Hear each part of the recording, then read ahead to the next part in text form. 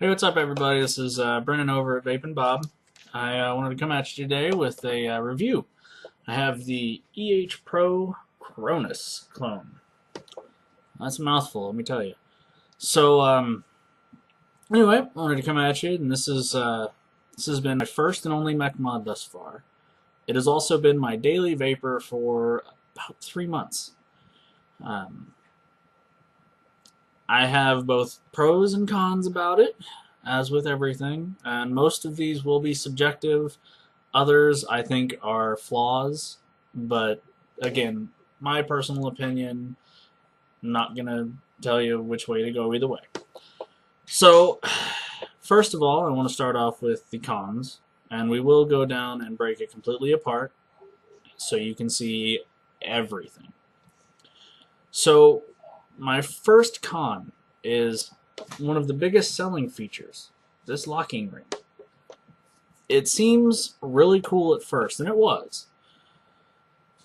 But now, mine at least, I don't know about everyone else's, but mine has kind of gunked up, which doesn't make any sense because I keep it cleaned, and I clean it very regularly. And the last time, well, one of the last times I took it apart, I've sprayed it with white lithium grease, and that did not help to lubricate it at all. When I first got it, however, it was no big deal to push the fire button in, twist the little ring. Now, however, I have to focus on it and kind of push it to make it work. So that could be very subjective. It could just be that I got a bit of a lemon. Either way, I need to mention it as a con in case someone else is out there doing the same thing. Another con, and this one I have heard from multiple other owners of the same mod, is, again, with the locking ring, those screws. See how tiny those little hex key screws are? Yeah, good luck finding a hex key to fit that. I have tried. So whenever I had to take it apart, or in the case of one of the other big cons on this, where these screws like to go inside, yeah, I've had to use a tip of a knife, some tweezers, scissors, pretty much anything other than a hex key, because I can't find one to fit it, and it did not come with one, or at least mine didn't. So these are some of the cons that I've noticed. Another being the same with these screws. They like to get hot. I don't know 100% why. I think it's due to an arcing issue, which is another con on here. So let me show you my battery. This is a pretty clean one, but you can still see some arc marks on there. I have others that look like they've been through a war. They're still fine, but they look kind of awful. So I found out why. And when they coat these in silver, if they're not perfectly leveled out, then the current will jump from the battery everywhere else. So that's kind of a con on them. Again, it could be that I just got a lemon, but that's what I'm going with. I'm not 100% sure why these screws would be getting hot, and if anyone does know, please feel free to let me know, because I'd like to know. So, another con, and this again, subjective, could be mine, but this right here, this little joint here, like to get really hot sometimes after a bit of chain vaping. And I'm not talking like 10 minutes straight of chain vaping, I'm talking like a minute of chain vaping. I had a friend of mine put some copper tape around the threads there, and that helped a lot. Now, I had to take them off, obviously, to show them the video, just because, you know, I want everyone to see how I got it. So, let's see, what's another con? Spring, which, not really a con, but kind of a con. Again, I'm not a... I know a lot about them, but I haven't had a lot of real-world experience with them.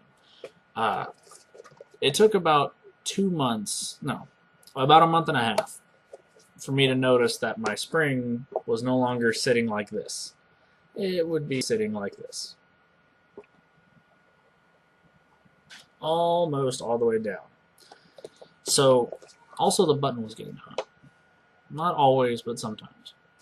So again, I took it to a friend, and he mentioned that it needed a new spring.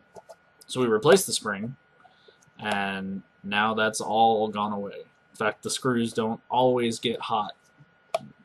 Sometimes, they still do, but the new spring has definitely helped. I would have expected a spring to last a little bit longer than that, though. I only had it for about a month and a half before I started really noticing some issues. And I just now got it replaced about a week ago. So it's been about 3 months since I bought it. So, again, kind of subjective, kind of something to be expected. Springs will wear out over time, especially through heavy use. But I would have expected it to last a little bit longer, especially for something that I paid almost $70 for. So, this is another one that could just be subjective. As with any telescopic mod, you've got a little bit of a difference, a little bit of space. They don't sit. They sit flush on the 510 pin, but not flush with the rest of the mod, which again, to be expected, because you've got a 23 millimeter, guessing, bottom, and that tube has to fit in, so you can't really make it 22 millimeters to fit the RDA unless you make the bottom tube bigger. So it's very tiny, probably, I'd say half a millimeter. It is very tiny, but it is noticeable if you really look at it. Now, when it's all the way in 18350 mode, which you can do, of course that goes away. And I'll demonstrate with a Helios clone that I have, because I think it looks pretty sweet in 18350 mode with a Helios on top, because of the lines in the Helios. They match up with the lines on the Cronus very, very well. So, I'm not bother to put the button in, but see, I think that that's very pretty. Again, I can't use it like that because I don't own an 18350 battery, nor would I use an 18350 battery because I build low. So, not something that's going to bother everybody, but if you do use an 18350, make sure you're safe and use proper building and are just careful, because we need more people to be careful. So, I do plan on taking this completely apart, showing every part of the button, every part of the interior, the 510 pin, all of it. So first of all, I'm going to take a quick vape, and then we're going to dive down, and I'm going to show you everything about the EHPro Cronus clone, or how about we shorten it? We call it the Cronus. Huh? Sound good? Alright. Show you everything that is the Cronus. So, anyway, quick vape.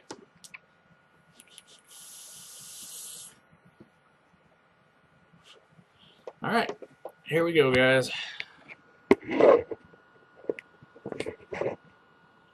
So, here is the EHPro Cronus clone up closey.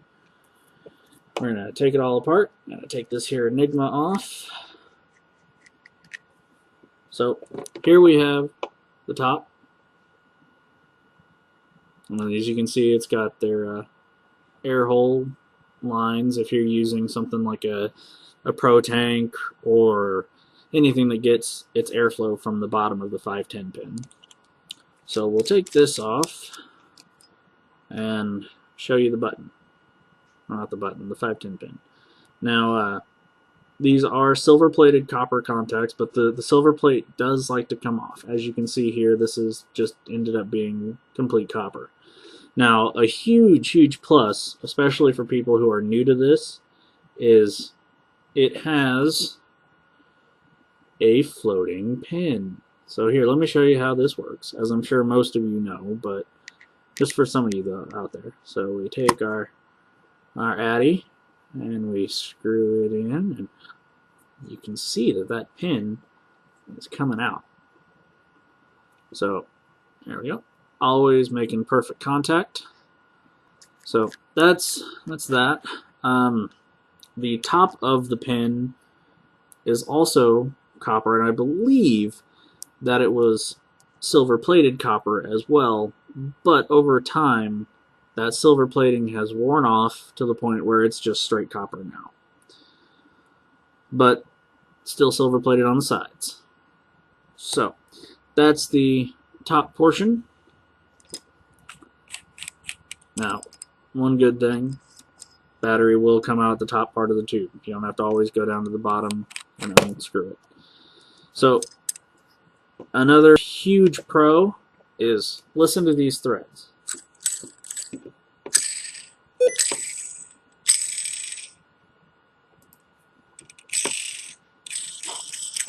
Very smooth.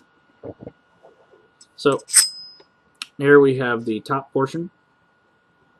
Now this is where my friend of mine had put the copper tape. Now I did have to take it off, sorry John, but I wanted to show you guys exactly how I got it. So we have the top portion, and you can see these threads. They are just gorgeous looking. And let me tell you, they are sharp. They are very sharp. So to give a demonstration, I was cleaning the interior part with my shirt one day. And I took the shirt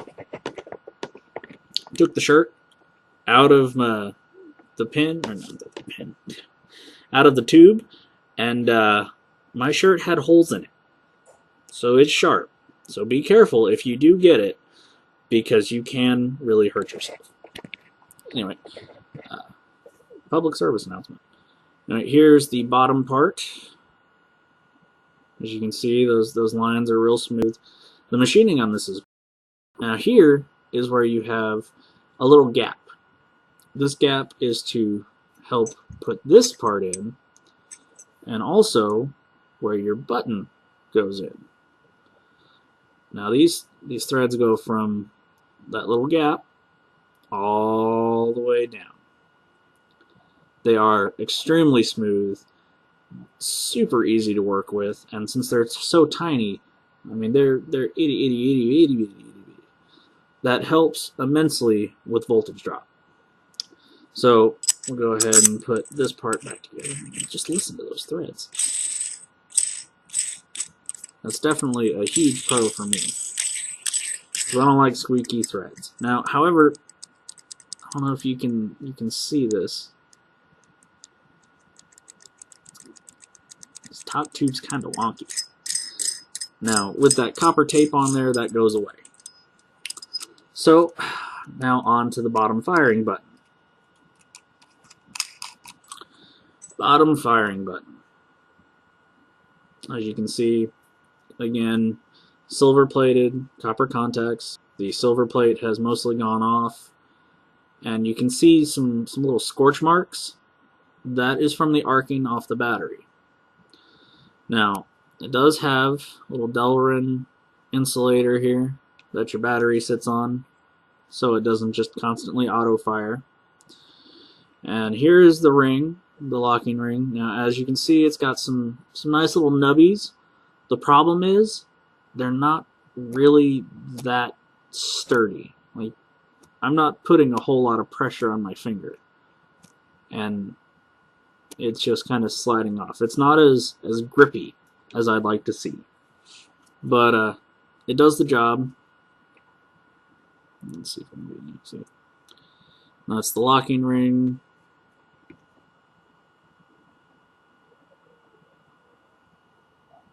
Locking ring up close.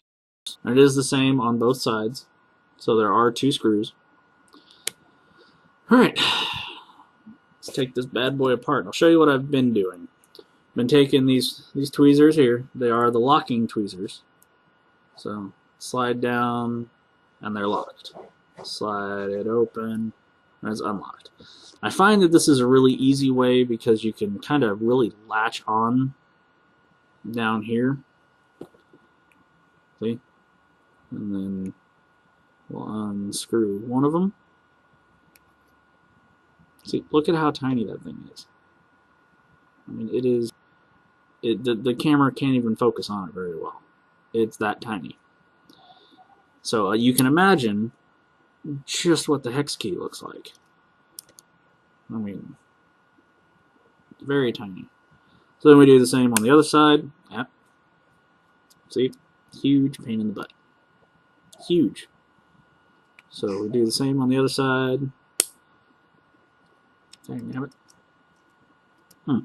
While we're down close, here is the name and the false serial number that's given on most clones. So it is located on the bottom, as is the original. Now, one thing you have to be kind of cautious about is if you're not careful, this will happen. I mean, it's that quick. So, we'll take the other screw. Now, take this locking ring off. This reminds me a lot of the Helios airflow control ring. So, here we have just the straight bottom button housing. This is where the locking ring sits. So you take and you put your locking ring back on there, like that. Then those holes line up, and when you get it all put back together, the screws go through there. And there's the bottom part. Now here's where your spring sits. So it's kind of similar to this. And then we have the firing button itself. Now, as you can see, this is all one piece. This bottom button does not come undone. It doesn't look so much that it's welded on there, but I wouldn't go so far as to say it's fit either. Now, it doesn't move, but I would still be somewhat cautious because, you know, Murphy's Law, if something can go wrong, it will go wrong. So anyway, put this bottom button back together. You take your spring, you put it right there, and that sits on there real nice, and then you line everything back up. Now here comes yet another fun part. You get to put these itty bitty tiny little screw thingies back, which, just as you saw with it being taken apart, is no easy feat. I mean, it's become somewhat easy for me because I've done this countless times. Of course, I say that, and now this is going to take a bunch of time on this video. So, anyway, put this all back together.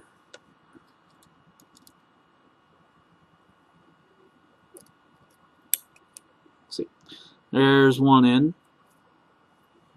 So, I mean, as you can see, it's not so much that it takes forever to take it apart and put it back together. It's just sometimes it can be kind of a pain in the butt. We're going to go back out to wide view here because I feel like most of you aren't really seeing anything. So anyway, we have the bottom firing button all back together, as you can see. Locking ring included. So then we'll take, in this case, Sony VTC4, put it back in the bottom, screw this back on, and then we'll take our Addy and screw it back on. And that is the Cronus clone taken apart. I forgot to show you the box. This is the box that will come in. It also comes with this fancy little mod bag. I don't use it to put my mod in it, but I do keep screwdrivers and extra K-Fun parts. So it comes in handy. It didn't come with anything extra. I mean, it didn't need to because it's a straight tube mod. aside from it being telescopic. Alright, we'll talk price real quick. Again, I bought mine in a brick and mortar store. I have since found it on eciggity.com for $39.99. Now, this is on sale. Usually it's $49.99. However, if you go to smoketech.com, it's $69. So, I mean, for a clone with all these issues, I would much rather have gone with something different. Had I known, I would have gone for a copper mod. But I was still a newbie. So, vape budget hands, sorry to steal your line, Grim, but you weigh the pros and cons yourself. I plan on getting a new setup very, very soon. And it's not that the mod is bad. The mod itself is good. The machining is pretty good. It has its issues, but let's be honest now, what doesn't? So, since it is telescopic, it goes from 18,350 all the way up to 18,650. It's a nice little mod. Had I known now what I know then, would I buy it? No. No. I would have either saved up for something different, or I would have bought something different. Probably would have gone to a different store, to be honest. But anyway, I'm trying to think. That's about all I have. So, like I said, I would give it a C. It's not quite good. It's not quite bad. It has its pros. It has its cons. For the price, I can think of other mods that have fewer issues, even weirder locking rings that have fewer issues. Yeah, that's about all I have for you today, guys. Feel free to comment. Any questions you might have, I'm more than happy to help. So, yeah, I'm going to go ahead and hop off. So, since I'm still looking for a catchphrase, if anyone has any ideas, feel free to comment that as well. But since I don't have one, I'm going to leave you all with, I hope you enjoyed this video, and I hope you come back for more, because this is just the beginning. It's coming up soon. It'll be the girlfriend and I will be reviewing some juice. With any luck, I'll be reviewing a nicer mod, but I will be going through hers and mine, all of the things that we own, and going through and making videos of them. So anyway, that's all I got. Take another vape. And I'm going to let you all go with that. Thank you.